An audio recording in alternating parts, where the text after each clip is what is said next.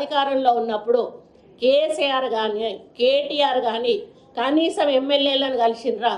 ఎమ్మెల్యేల సమస్యలన్నా విన్నారా? నేను ఎమ్మెల్యేగానే ఉన్నా కదా, ఏ రోజన్నా మమ్మల్ని కలిసి మా సమస్యలు విన్నారా? మంత్రులకైనా దొరికినరా మీరు? కానీ ఈరోజు చిన్న చిన్న పిల్లల్ని ఎత్తుకుంటాడు, వాళ్ళని ముద్దాడుతాడు. అదంతా కూడా అది న్యాచురల్ అనేది ఎవరికైనా తెలుస్తుంది, న్యాచురలా కాదా అనేది. నువ్వు న్యాచురల్గా చేసి ఉండుంటే నువ్వు అధికారంలో ఉన్నప్పుడు కూడా చేసి ఉండాల్సింది. కానీ ఈరోజు ప్రతిపక్షముకు లాగానే ఏమన్నా అంటే నీ ప్రభుత్వాన్ని దింపేదాకా నేను నిద్రపోనంటాడు. ఎట్లా దింపుతావు? 5 ఏళ్ళ దాకా నీకు ఏం అధికారం ఉన్నదని దింపుతావు? ఆ మాత్రం జనరల్ నాలెడ్జ్ కూడా లేదా సైకోరావు నీకు? ఇప్పుడు ఒక ప్రజాస్వామ్య పద్ధతిలో ప్రభుత్వం ఎన్నుకున్నాక 5 సంవత్సరాల ప్రభుత్వం నడుస్తుంది. మైనారిటీలో పడితే కానీ ప్రభుత్వం పడిపోతుంది. ఏమనంటే నేను దించుతా, నేను దించేదే అని అంటాడు. అది అసలు నాకు అర్థమే అవుతలేదు, ఎందుకంటాడు ఆయన ఆ మాట అని చెప్పేసి. 5 సంవత్సరాల తర్వాత మేము అధికారంలోకి వస్తాం, మిమ్మల్ని దింపి అని మాట్లాడితే ఓ పద్ధతి ఉంటుంది, కానీ మేము ఇప్పుడే దింపుతా అని చెప్పేసి మాట్లాడతాడు. అంటే ఆయన ఒకలాగా చెప్పాలంటే ఒక మానసికంగా ఆయన ఒక ఇబ్బందిలో ఉన్నాడు.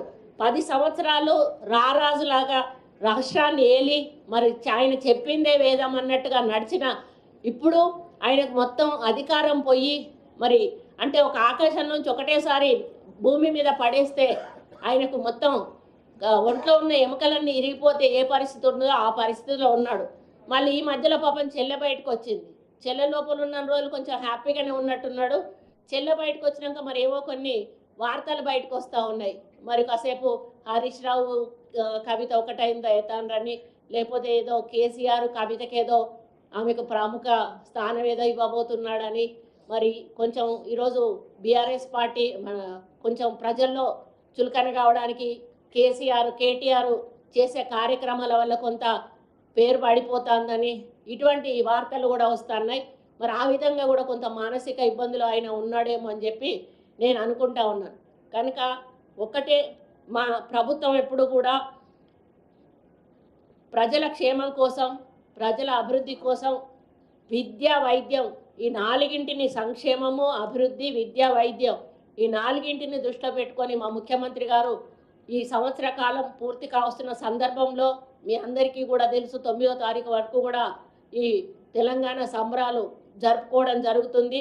మరి దానితో మరి ప్రభుత్వం చేసిన ప్రతి ఒక్క డిపార్ట్మెంట్ నుంచి చేసిన అభివృద్ధి సంక్షేమ కార్యక్రమాలు ప్రజల ముందుకు మరి రాతపూర్వకంగా కాదు, మేము ఫిజికల్గా కూడా వాటిని మేము చెప్పబోతా ఉన్నాము. మరి దాని ద్వారా వాళ్ళకి అప్పటికైనా తెలుస్తుందని నేను అనుకుంటా ఉన్నాను. మా ప్రభుత్వం ఏమేం చేసింది, ఏమేం అభివృద్ధి కార్యక్రమాలు చేసింది అని చెప్పి తెలుస్తుందని నేను అనుకుంటా ఉన్నాను. మరి ఇంకొకటి, ఈయన ప్రవీణ్ కుమార్ ఈయన సెక్రటరీగా చేశాడు, గురుకుల పాఠశాలలకు సెక్రటరీగా చేశాడు.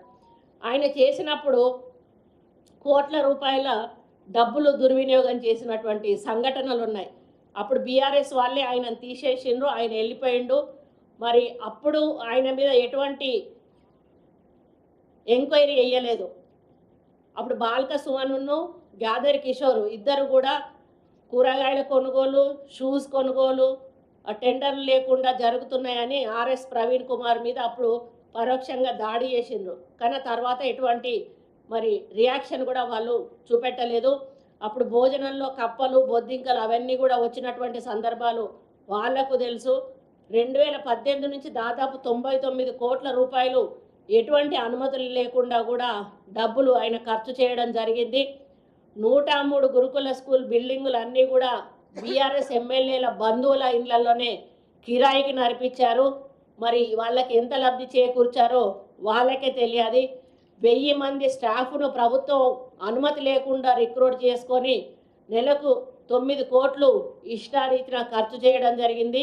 వాళ్ళంతా కూడా ఆర్ఎస్ ప్రవీణ్ కుమారు అనుచరగణంగా ఉన్నారు. మరి ఆయన హయాంలో మధ్యవర్తులుగా చాలా పెద్ద ఎత్తున వసూళ్లు కూడా చేశారు. మరి వాటి సంగతి కూడా ఆ రోజు గత ప్రభుత్వం పట్టించుకోలేదు. కాంగ్రెస్ ప్రభుత్వం ఇప్పుడు ఏది చేసినా కూడా రూల్ ప్రకారం చేస్తూ ఉంది. అప్పుడున్న అవినీతిని ఎండగట్టి పక్కన పెట్టి ఇప్పుడు రూల్ ప్రకారం పోవడం వల్ల కొంత వాళ్ళలో కడుపు మంట మొదలైంది. అరే మేము తినే ఈ అవినీతి సొమ్మును మాకు దక్కకుండా చేస్తూ ఉన్నారని.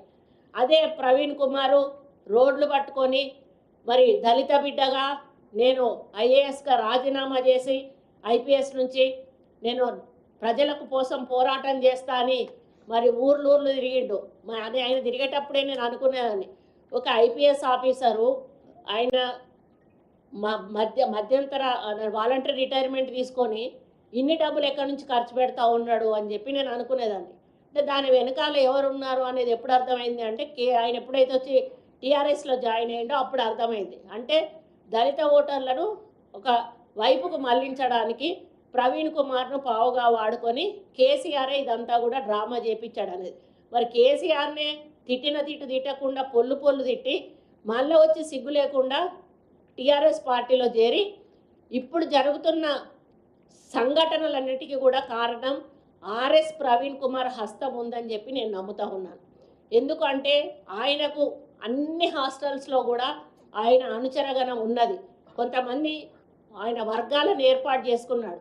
కావాలని ఇటువంటి ఇష్యూలను క్రియేట్ చేసి ప్రభుత్వాన్ని బద్నాం చేసేటువంటి ఒక ప్రణాళిక ఈయన ద్వారా నడిపిస్తూ ఉన్నారు టీఆర్ఎస్ నాయకుడు సైకోరావు అని చెప్పి నేను అనుకుంటా ఉన్నాను. తప్పకుండా వాస్తవాలు అనేటివి బయటికి వస్తాయని చెప్పి ఈ సందర్భంగా నేను తెలియజేస్తూ ఉన్నాను. సిబ్బంది కేటాయింపు కూడా 2021లో మోయినాబాద్లో ఒక ప్రైవేట్ బిల్డింగ్లో తెలంగాణ సాంఘిక సంక్షేమ గురుకుల కోడింగ్ అకాడమీని కూడా అప్పుడు ప్రవీణ్ కుమార్ ప్రారంభించాడు. దీనికి ఏ అనుమతి లేదు. 5 సిబ్బంది 240 మంది విద్యార్థులతో ఆ కోడింగ్ అకాడమీ అప్పుడు పనిచేస్తూ ఉంది.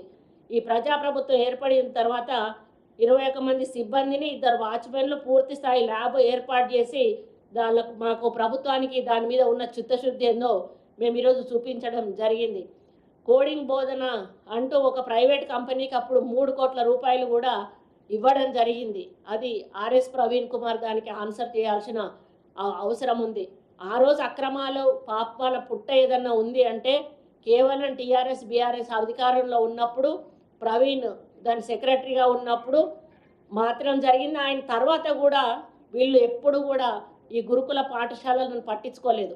ఈరోజు మా ప్రభుత్వము ఒక్కొక్క కాన్స్టిట్యున్సీకి 25 ఎకరాలలో ఇంటిగ్రేటెడ్ గురుకుల పాఠశాలలు మంజూరు చేసి మా చిత్తశుద్ధి ఏంటో ఈరోజు మా ప్రభుత్వం చెప్పకనే చెప్పింది అని ఈ సందర్భంగా తెలియజేస్తూ ఉన్నాను. మరి నిబంధనలకు విరుద్ధంగా నియామకాలు జరిగినాయి, సరుకుల సరఫరా జరిగింది. మరి అంతా కూడా ఆర్ఎస్ ప్రవీణ్ కుమార్ మనుషులకే జరిగింది. మరి గురుకులాల కీర్తిని నిలబెట్టేలా ఈరోజు కాంగ్రెస్ పార్టీ రేవంత్ రెడ్డి గారి నాయకత్వంలో మరి కార్యక్రమాలు చేపట్టడం జరుగుతూ ఉంది. మరి అప్పుడు జరిగినటువంటి అక్రమాలు జరగకుండా అన్నిటినీ కూడా ప్రక్షాళన చేసి మరి మంచి వాతావరణంలో పిల్లలు చదువుకునే విధంగా మేము కార్యక్రమాలు చేపడుతున్నాం అనేది ఈ సందర్భంగా. మరి 70% పైగా గురుకుల భవనాలు లేవు.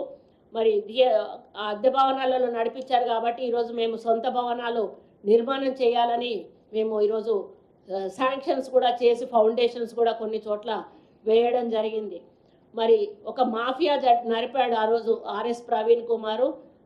కమ్యూనిటీ రిలేషన్ ఆఫీసర్ను ఎలాంటి నిబంధనలు లేకుండా ఒక అతన్ని పెట్టుకొని ఆయన ద్వారా ఈ మొత్తం ఇది ఏదైతే ఉందో ఈ స్కామ్ అంతా కూడా ఆయన నడిపించడం జరిగింది. అదేవిధంగా గురుకులాల్లో అసిస్టెంట్ కేర్ టేకర్లను నియమించారు. అంటే వీళ్ళే సరుకులను సప్లై చేస్తారు. వీళ్ళందరూ కూడా